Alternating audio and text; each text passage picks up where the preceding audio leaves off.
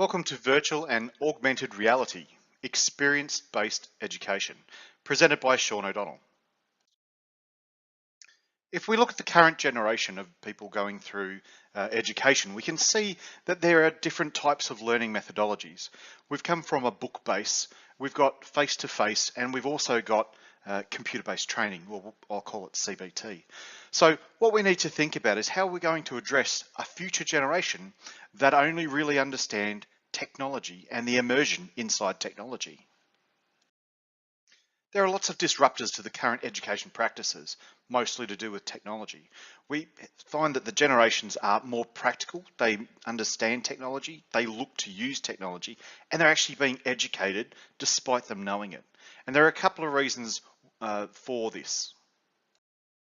One of the major contributors to augmented reality has been gambling, the gambling industry. So they look at how they can introduce a new generation of people to very exciting technology where they can more groom you for how you're going to work in the future and how you're going to respond to their campaigns and games. Another augmented reality is gaming, and it's a massive product. There are more and more applications released every day that enable children, especially children, to immerse themselves inside an experience, and that's how they learn different types of activities such as purchasing, and they learn the art of pleasure. So if they do something right, they succeed, they move to the next level. It's an endorphin driven process made to make people want to continue doing things. One of the first things that came to mind when I was doing this presentation is Pokemon Go. I must admit, I did have a go of it. I got very bored after about a month, but it was quite addictive, and it really did bring to the forefront of how you could be immersed in something that isn't there, but you can imagine it being there, and it actually gives you a heightened sense. Other drivers for augmented technology to be put in the business and classroom is that Samsung and a couple of the others have given their technologies for free. So to get more people involved in it, it creates more and generates more activity at the back end. The data is easier to replicate now, so we can replicate the technologies. We have better technology to record and alter video, so all the 3D stuff that's around now enables people to manipulate and generate information such as experiences of how you enter into a different environment. It is addictive, there's no doubt about it. People are more likely to learn something and like something if they feel that there's a value added to it. And the bonus is that it requires very little training. A lot of these technologies are pretty simple. They engage existing technologies that are already on the devices, and they enable you to already use it without having to learn new processes. There are a number of challenges that come to mind when we're going to educate people of the future. People learn in different ways. We've understood this for a long time. Some people learn face-to-face, some people can read a book and replicate. Other people are more interactive, so they are kinetic. They need to touch, feel, smell, and be involved in the process. And that's really what the immersion into augmented video can give us. It can actually enable us to experience something without physically experiencing it. So how are we going to engage a new generation? We need to give something that is immersive for them to actually benefit from looking at it. They are a very self-satisfying and gratifying generation. They want to be the center of attention. They're looking to be entertained in what they do. This infograph from McCriddle provides us with a good understanding of the difference between Generation Z and Generation Alpha. So the things that we can see different between Generation Alpha are that they are more literate than Gen X and previous generations. There are more of them than there have been of this generation, of a generation ever. They have high expectations on what they want and when they get it. They are easily amused. They are easily distracted, easily bored. They want. They believe everything that Google and the other internet sources say without any credibility. They don't read newspapers. They don't read magazines. They are self-obsessed with selfies and their own image. They love social media, but it only portrays a positive life. They are also good at collaborating and sharing. So what education tools need to integrate with technology like augmented reality? So if we look at how we can deliver content to people and immerse them inside it, we come up with a lot of different options. So we can look at how to deal with people. So you could set several different types of applications or sessions within inside the application that enable the student to have to deal with a client, a nasty client, a non-responsive client. So you can give them this tailored education on how to deal with people, even though they're not technically meeting the person. We can also integrate other things into that as well. So we can integrate other games and activities so that we can actually get a good understanding of what they've done and how they've achieved it. And we can even put in some questions and answers, or questions, so that they can do answers whilst they're immersed in a reality. So where is augmented reality coming from at the moment? It's booming in engineering.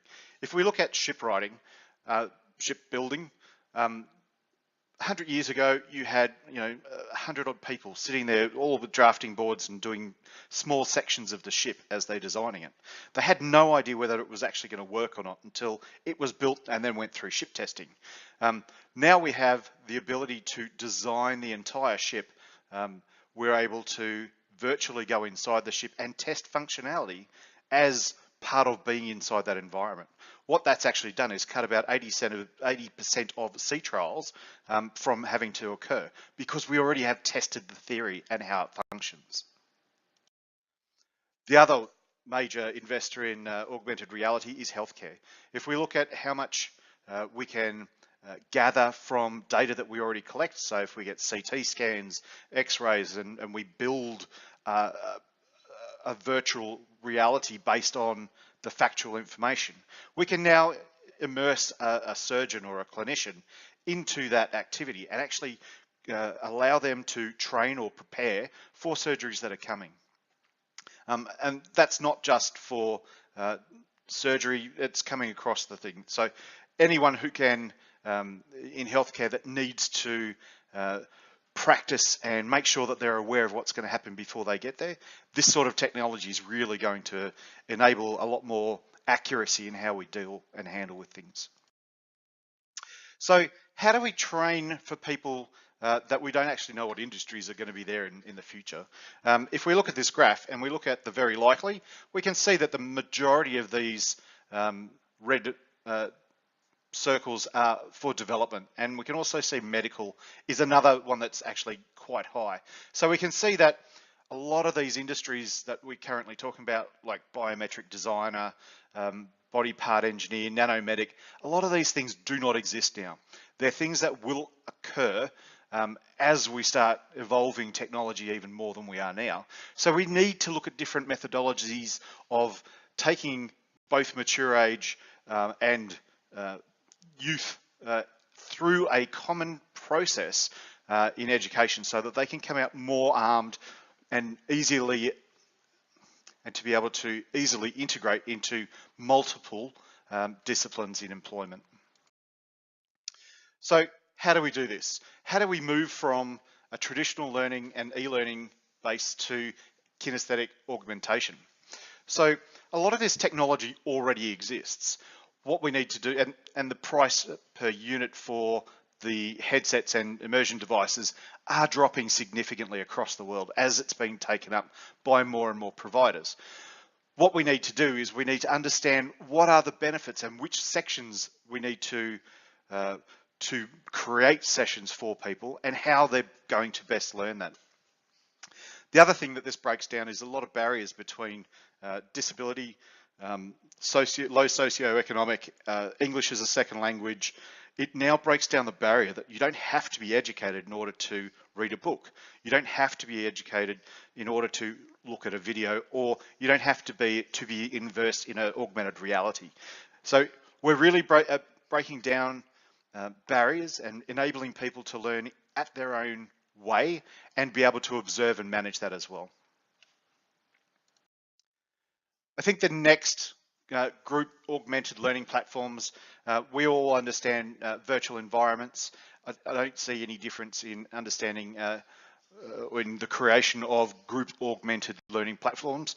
You don't have to be in a complex. You don't have to be at a site. You can be anywhere and learn this technology and, you know, subscribe to a course.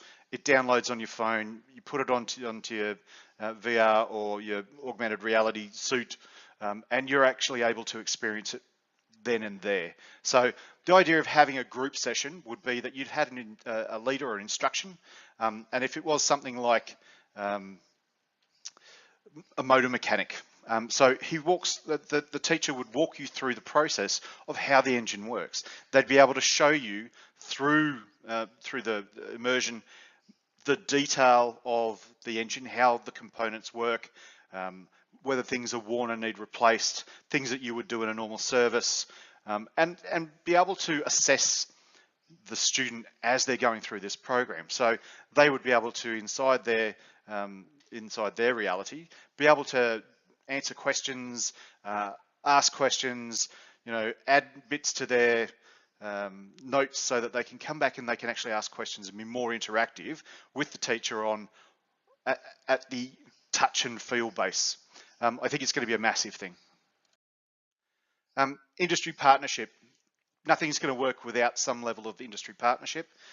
Industries have to be driving this for the education sector. The education sector is very keen on this technology and are developing things throughout Australia and overseas, but it really does require industries to step up and make sure that they understand who and what are going to be the priority. And once we've created the templates, then we can start moving in across different industries. But what we really need to look for is people with passion. We need to have people that identify the benefits of implementing this type of technology. We need to have the same DNA. So you need to have a ground understanding of the education process, as well as what the outcome you're delivering is in the industry outcomes. And they need to be driven to succeed. So potential augmentation of industries, community service, I think is a wonderful example. I think there's a lot of opportunity to train young people in how to deal with residents, clients, participants, and to be able to understand what the expectations are. I think a lot of the benefits of this will be when the student ends up going to the industry and work for a provider, they're able to transition much quicker.